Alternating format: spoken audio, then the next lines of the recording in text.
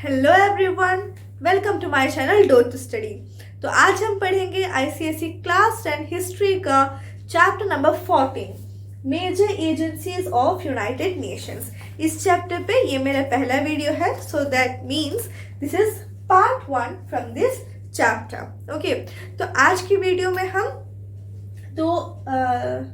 As per your syllabus, आपके syllabus में तीन मेजर ऑर्गन्स के बारे में और उसके फंक्शंस है आपके सिलेबस में। Means major agencies of the United Nations, that is UNICEF, WHO, UNESCO.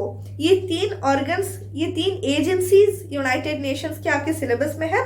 इनका कोई 4 फंक्शंस आपको पढ़ना है as per your syllabus. So in this video I will strictly adhere to the syllabus, okay? जिसका मतलब है मैं आपको थोड़ा सी ब्रीफ इंट्रो दूंगी इन सब एजेंसीज के बारे में, बट ज्यादा मैं एक्सप्लेन कर रही हूँगी इनके फंक्शंस के बारे में। ओके, तो अगर मैं हिस्ट्री की बात करूँ, देन आपके सेमेस्टर 2 एग्जामिनेशन के लिए मैं ऑलरेडी हिस्ट्री से first world war, rise of dictatorship, second world war, United Nations, ये सारे चैप्टर पे वीडियोस बना चुकी हूँ। और अगर मैं सिविक्स की बात करूँ, देन सिविक्स से president and the vice president and जो दूसरा चैप्टर है हमारा, that is prime minister and the council of ministers, इतना चैप्टर मैं सिविक्स से भी अपलोड कर चुकी हूँ। और एक बात मैं कहना चाहती हूँ कि आपके जो ज्योग्राफी सिलेबस है क्लास 10, आईसीएसई क्लास 10 का जो ज्योग्राफी सिलेबस है वो भी पूरा के पूरा मेरे चैनल पे ऑलरेडी अपलोडेड है।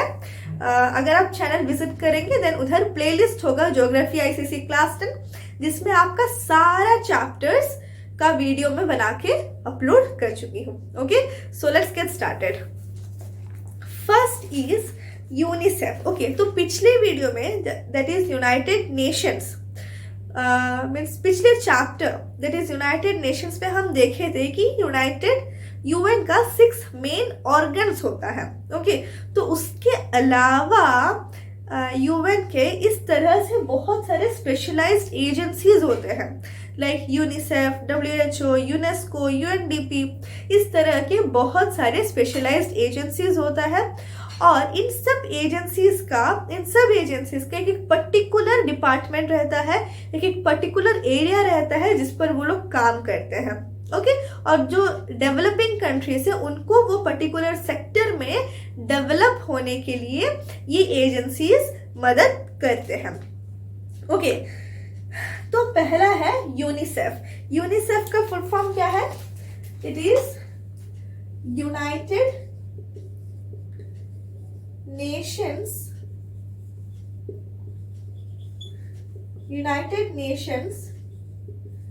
Children's fund.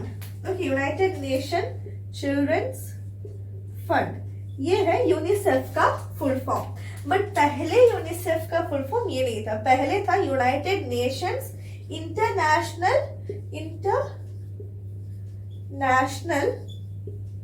चिल्ड्रंस फंड था। बट कुछ सालों बाद यह इंटरनेशनल हटाया गया, बट ये जो शॉर्ट फॉर्म है ये इसी तरह से रह गया। ओके, तो यूनिसेफ का फुल फॉर्म है यूनाइटेड नेशंस चिल्ड्रंस फंड। ये एस्टेब्लिश हुआ था इन द ईयर 1946। ओके, तो ये एस्टेब्लिश क्यों हुआ था? वॉर के बाद, that is second world war. Okay, so वो वॉर के बाद जो भी यूरोपियन कंट्रीज थे, उधर के चिल्ड्रन का जो हेल्थ कंडीशंस था, जो भी लिविंग कंडीशंस था, सब बहुत पुअर था। तो इसी सब को मीन्स जो चिल्ड्रन का जो वेलफेयर है उसको बढ़ावा देने के लिए यूएन ने इस तरह के यूनिसेफ नाम का एक एजेंसी फॉर्म किया। Understood? So UNICEF is govern by 36 member executive board. UNICEF का हेडक्वार्टर कहाँ पर है? न्यूयॉर्क में है। ओके, और इसके 200 से भी ज्यादा ऑफिसेस कई सारे डेवलपिंग कंट्रीज में है। अंडरस्टूड? मीन्स जो भी डेवलपिंग कंट्रीज है इन सब में इसका यूनिसेफ का ऑफिसेस है, जो वो पर्टिकुलर कंट्री के चिल्ड्रन के वेलफेयर के लिए, चिल्ड्रन के और मदर्स के वेलफेयर के लिए काम करता है। ओके तो ये सब काम करने के लिए यूनिसेफ के पास वेल्थ फिनेंस कहाँ से आता है? ये फिनेंसेस आता है जो बहुत सारे डिफरेंट गवर्नमेंट्स है वो खुद आगे आकर डोनेट करते हैं। देन जो बहुत सारे प्राइवेट इंस्टीट्यूशंस है, प्राइवेट कंपनीज है, वो डोनेट करता है।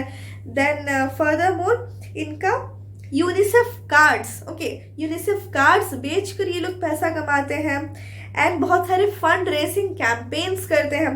तो इस तरह के मल्टीपल सोर्सेस से यूनिसेफ के पास पैसा आता है जो वो यूटिलाइज करते हैं चिल्ड्रन के वेलफेयर के लिए। ओके अब हम ऑब्जेक्टिव की तरफ जाते हैं। The main objective of UNICEF is to look after children's welfare especially in developing countries by providing people with low cost community based services in maternal and child health, nutrition and immunization etc. तो जो developing countries है उनमें children का welfare है UNICEF का objective. तो ये बच्चे लोग का वेलफेयर के लिए ये क्या करते हैं, कम कॉस्ट में जो नॉर्मली कॉस्ट रहता है, ये जो इम्यूनाइजेशन और मदर्स के लिए न्यूट्रिशन के लिए जो भी खाना, इन सब के लिए जितना भी कॉस्ट नॉर्मली रहता है उसे ये लोग बहुत डिक्रीज कर देते हैं और लो कॉस्ट में लोगों में बांटते हैं।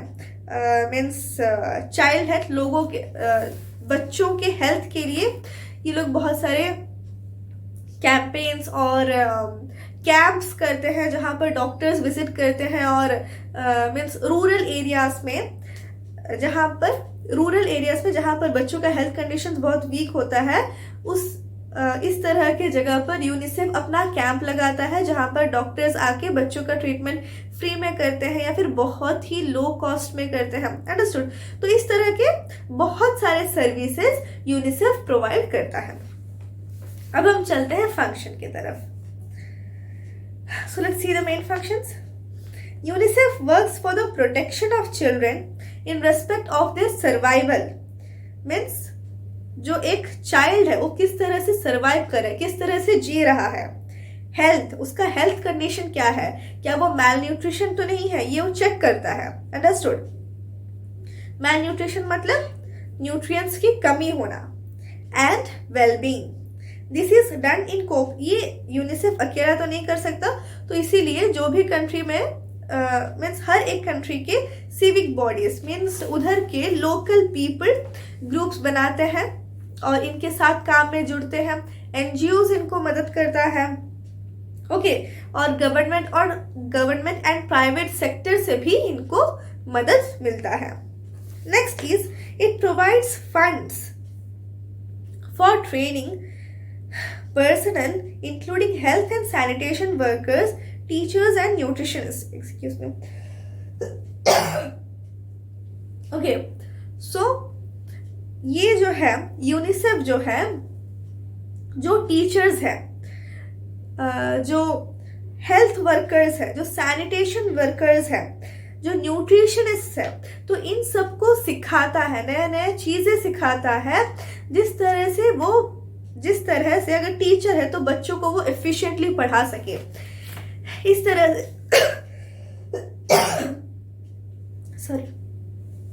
इस तरह से पढ़ा सके जैसे बच्चों को क्लास बोर न लगे, बच्चों को चीजें समझ में आए, दूसरे दिन फिर वो स्कूल आना चाहे। ओके इस तरह से टीचर्स को ट्रेन करते हैं, न्यूट्रिशनिस्ट को ट्रेन करते हैं, सैनिटेशन वर्कर्स को ट्रेन करते हैं कि वो किस तरह से अपना सेफ्टी, अपना क्लीनलीनेस मेंटेन करके सैनिटाइजिंग वर्क्स करें। अंडरस्टूड? तो इस तरह से वो बहुत सारे लोगों को ट्रेन करते हैं। ट्रेन क्यों करते हैं? ताकि बच्चों का डेवलपमेंट हो। ये सारे जो लोग हैं ये बच्चों के डेवलपमेंट में, बच्चों के वेलफेयर में इन्वॉल्व है। Understood? Then immunization against preventable diseases was one of the leading goals of UNICEF. Okay, जो भी preventable diseases है इन सब के अगेंस्ट इम्यूनाइजेशन, बच्चों को इम्यूनाइज करना, ये एक बहुत ही मेन ऑब्जेक्टिव या गोल था यूनिसेफ का।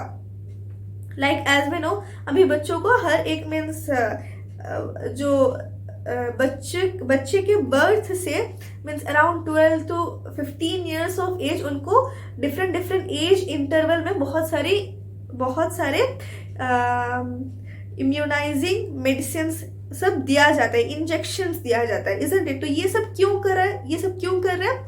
ये सब उन बच्चों को कुछ पर्टिकुलर ग्रुप ऑफ डिसीजेस से बचाने के लिए इम्यूनाइज किया जा रहा है। अंडरस्टूड? तो ये एक मेन ऑब्जेक्टिव था यूनिसेफ का। फॉर एग्जाम्पल इंडिया में अगर हम बात करें देन इंडिया में पोलियो से बहुत सारे बच्चे अफेक्ट हो रहे थे।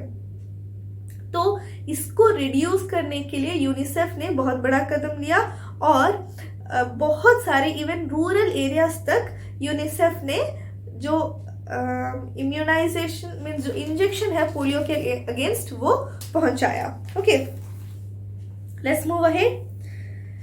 It provides technical supplies, equipment and other aids ranging from paper to textbooks to equipments and medicines to health clinics to pipes and pumps for bringing clean water to villages।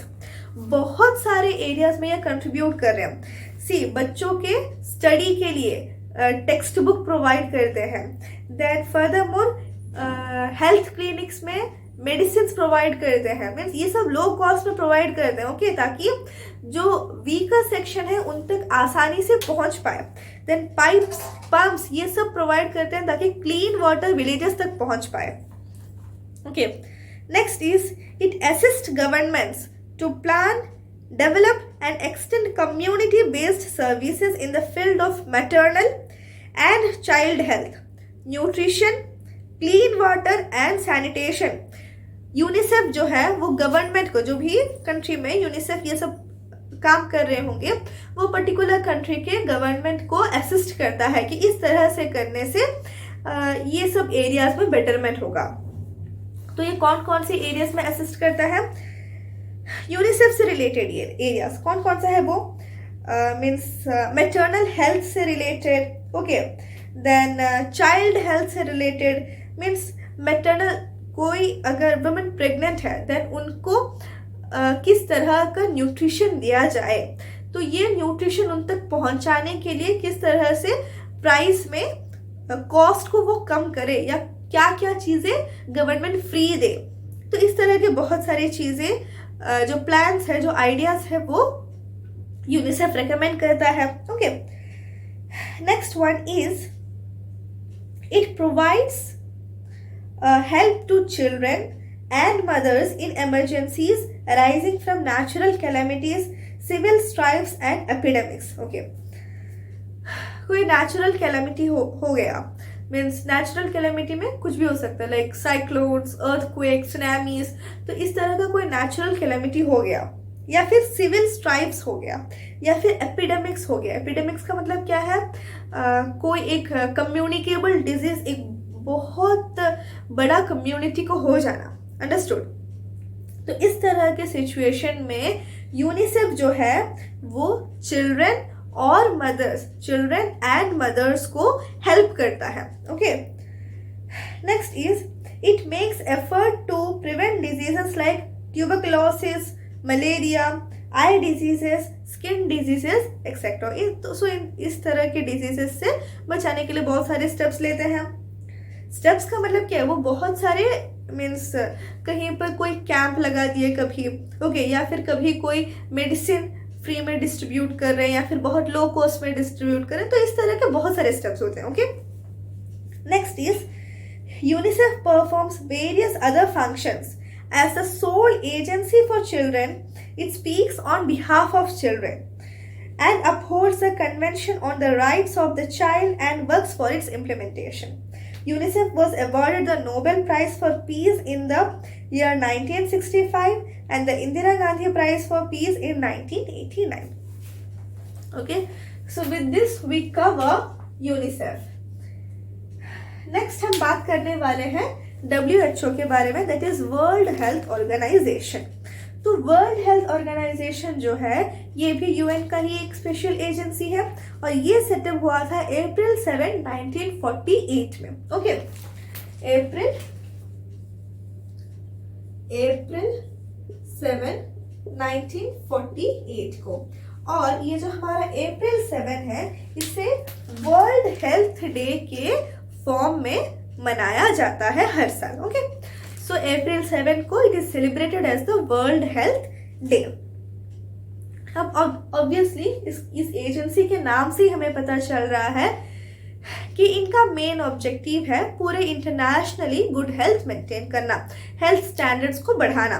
अब health का मतलब physical fitness नहीं होता। Okay, so as per the definition of health recommended or said by WHO, it does not only involve physical fitness, इसके अलावा mental fitness भी एक बहुत ही important part है उसका।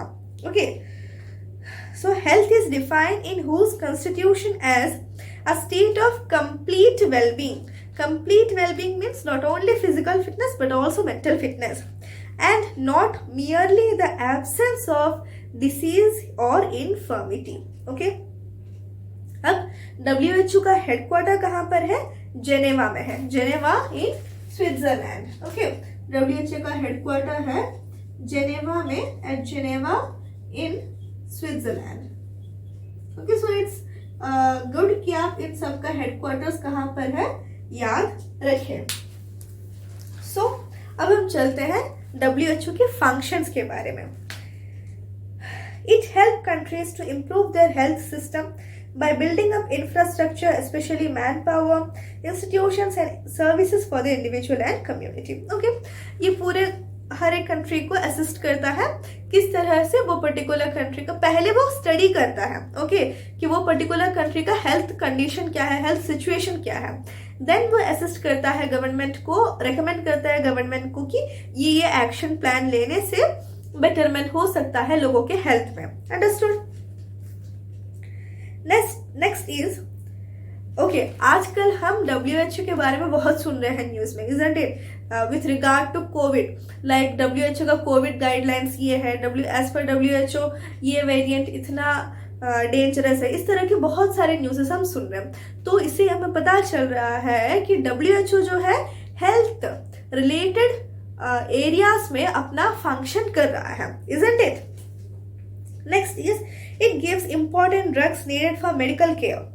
The WHO launched a program to immunize children against 6 major diseases: measles, diphtheria, tetanus, tuberculosis, polio and whooping cough.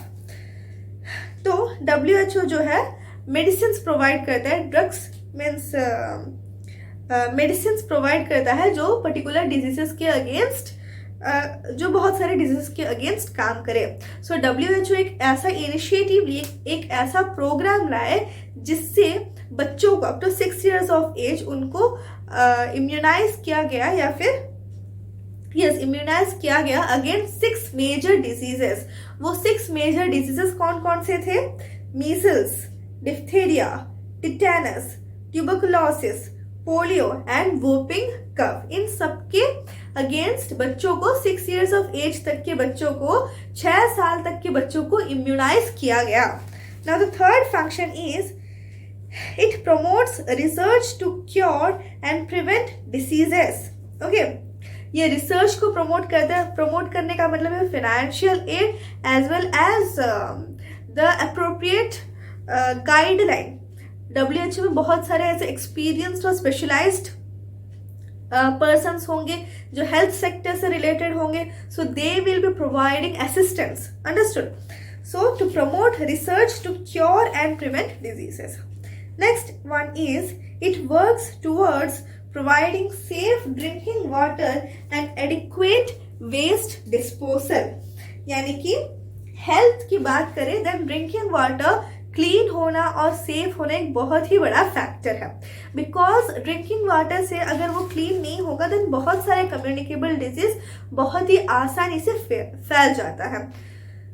So it take cares कि जो drinking water है वो सेफ हो, लोगों तक जो ड्रिंकिंग वाटर पहुंच रहा है वो सेफ हो। And adequate waste disposal means जो वेस्ट हमारे हाउस होल्ड में और इंडस्ट्रीज में जो सब भी जनरेट हो रहा है ये सब सही तरीके से डिस्पोज हो रहा हो। Understood? Next one is it organises conferences, seminars and training for healthcare personnel from different countries. I hope ये आपको समझ में आ गया होगा. Next is, it aims at fighting diseases and preventing them from spreading. Malaria eradication program continues to be the world's biggest health program. Okay, so कोई भी disease जो spread हो रहा है, ये डिजीजेस के अगेंस्ट किस तरह से हम एक्शन ले, ये सब WHO बताता है. And it also tries to stop them from spreading. As you know, अभी मैं बोली जैसे कोविड के अगेंस्ट क्या क्या गाइडलाइंस हमें लेना चाहिए, ये सब WHO पब्लिश करता है, isn't it. Next is, it defines standards for the strength and purity of medicines including biological products. Okay, तो जो मेडिसिन का स्ट्रेंथ और प्योरिटी का जो लेवल है, जो स्टैंडर्ड लेवल है, वो WHO डिसाइड करता है. It makes special efforts in combating diarrheal diseases which are known as killer of infants and young children. जो diarrheal disease है, इन सबको स्टॉप करने के लिए स्पेशल प्रोग्राम, स्पेशल एफर्ट लेता है. एंड ये diarrheal disease मेनली इफेक्ट बच्चों को करता है. Understood? It publishes health journals like the Bulletin of the World Health Organization to create health consciousness among people. ये journals भी publish करता है. Like example is Bulletin of the World Health Organization. तो ये journals में health से related, life tips से related बहुत सारे articles लिखे रहते हैं, which are really helpful, which create awareness among people, okay, regarding health conditions. Okay, so with this we cover WHO also. Next हमारा जो थर्ड एजेंसी है वो है यूनेस्को, जिसके बारे में हम डिस्कस करेंगे इस चैप्टर के पार्ट 2. मीन्स जो सेकेंड वीडियो आएगा, उस वीडियो में हम यूनेस्को का फंक्शंस कवर करेंगे. ओके, यूनेस्को के बारे में एक ब्रीफ इंट्रो दूंगी, जैसे आज मैं दे रही थी हर एक एजेंसी के बारे में एक ब्रीफ इंट्रो, देन हम उसके फंक्शन को डिटेल में समझेंगे. तो इस तरह समझने से क्या हो जाता है, आप फिर से जब एक दो बार रीड कर देंगे तो आपको आसानी से याद रुक जाता है. Okay, so with this we come to the end of this video. So till the next video, keep studying and bye bye.